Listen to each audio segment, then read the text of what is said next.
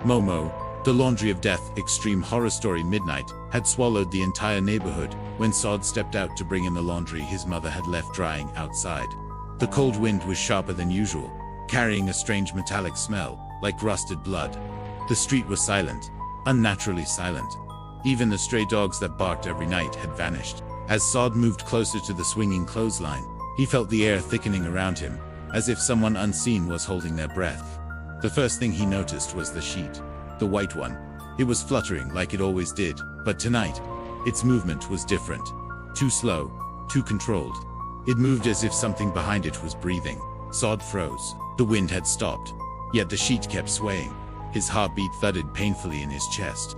Slowly, painfully slowly, he lifted his hand toward the cloth. His fingers brushed it, cold, wetter than it should be. He pulled the sheet aside.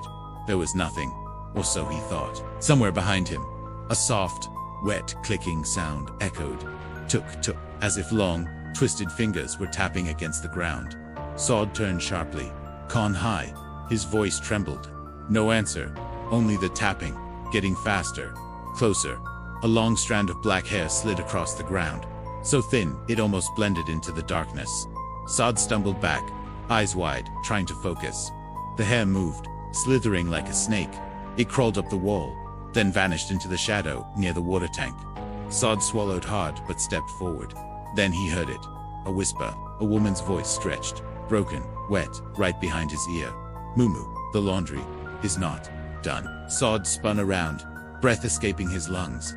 There she was, standing in the corner between the two walls. Her limbs were too long, long enough that her fingertips scraped the floor, even though she stood upright. The face stretched into an impossible smile that cut through her cheeks. Skin pale, swollen, veins pulsing like angry worms. Her eyes were enormous, black pits with twitching white dots dancing inside them, and her head, it was tilted so far sideways it looked almost detached. Sod stumbled backward, tripping over a bucket. Momo leaned forward in a single jerking motion, bones cracking like dry sticks. She sniffed the air. Laundry smells like fear. Her tongue slipped from her mouth, long, thin, razor sharp at the tip, dragging along the wet concrete. Sod crawled backward, but Momo moved on all fours, limbs twisting, her joints bending the wrong way. She crawled over the clothesline pole, her body contorting like boiled plastic, hair dragging behind her like a shadow alive. Sod screamed and ran toward the house. The back gate slammed shut on its own. Locked. He banged it desperately.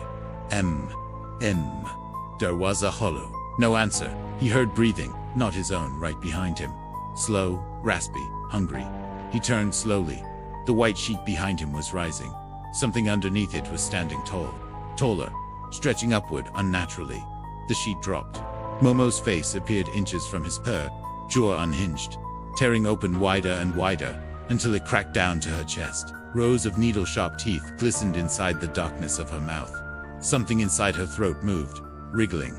A long bony hand emerged from her mouth, reaching toward him like a second creature living inside her. Sod bolted toward the storeroom, slamming the door shut. He pressed his back against it, panting. But the tapping returned. Tuk tuk tuk. This time from inside the walls, then from the ceiling, then from under the floor. He covered his mouth, shaking violently. A whisper slithered through the cracks. Let me help with the clothes. The lights flickered. The bulb exploded, glass raining over him. In the dim moonlight seeping through the small window, Sod saw something horrifying. The clothes he brought inside earlier were moving, lifting, twisting. Arms burst out of the shirts. Legs grew from the pants. Faces formed in the sheets. Stretched, screaming faces. The laundry was alive. Momo's voice floated through the room. I washed them. In blood. One of the shirts lunged at Sod, wrapping around his face, tightening like a snake. He clawed at it desperately as it tried to suffocate him. A bedsheet wrapped around his legs, dragging him across the floor. He kicked violently. The laundry twisted harder, fabric cutting into his skin like blades. Then the storeroom door creaked. Momo's hand slid through the crack, first impossibly long fingers, each one curved like a knife. Her nails scraped the floor as she pulled herself into the room, spine twisting like a rope. Her jaw dangled loosely, black saliva dripping. She whispered, "You forgot to fold the bodies." Sod screamed as a shirt tightened around his mouth, muffling his voice. Momo stepped closer, her face twitching. Laundry time. It's quiet time. She climbed onto him, her knees bending backwards as she pinned him to the floor. Her hair wrapped around his wrists and ankles like living ropes. The laundry tightened around him until his bones cracked one by one. Her mouth opened again, impossibly wide. The second arm inside her throat reached out, grabbing Sod's face. He felt something cold and sharp pierce his skin.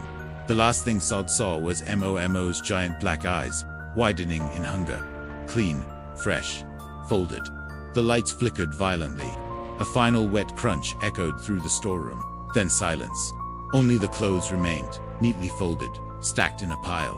One shirt dripped warm blood onto the floor. Momo's shadow crawled back into the darkness, whispering softly. Next, laundry. At midnight. The neighborhood never saw Sod again. His mother still wonders why the laundry sometimes folds itself, and why she hears tapping in the walls at night.